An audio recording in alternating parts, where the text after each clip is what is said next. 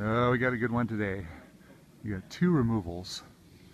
We've got the dead one in the back and the big one in the front, which is leaning down over here.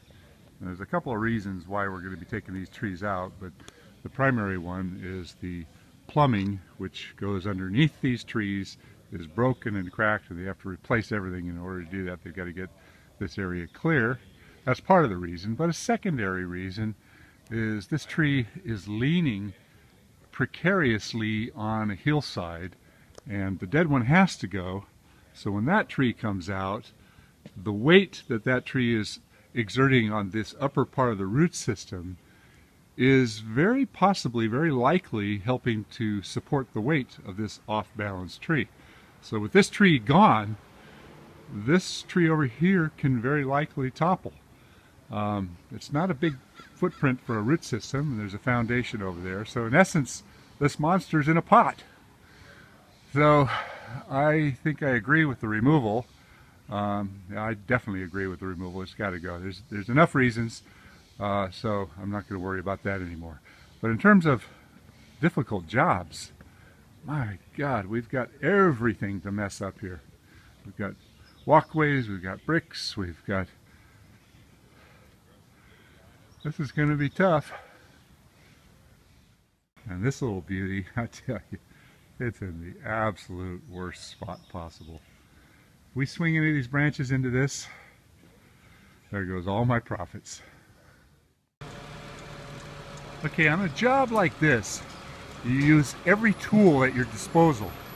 If you can use a bucket truck or a lift, you use it. In this case, I've actually got two operations going at the same time. I've got the small, easier tree coming down with a climber up there getting all the brush off. Because that's light stuff, we're able to bring it down safely without causing any damage. We're not breaking everything up. And then we'll utilize the other tree to kind of as a crane, a gin pole, to bring in the long lengths from this other tree.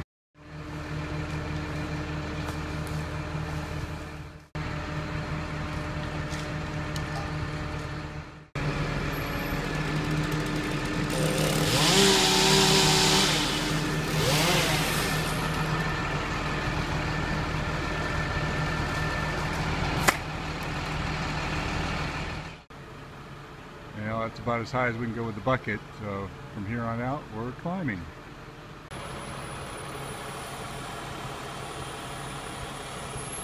Good job, man.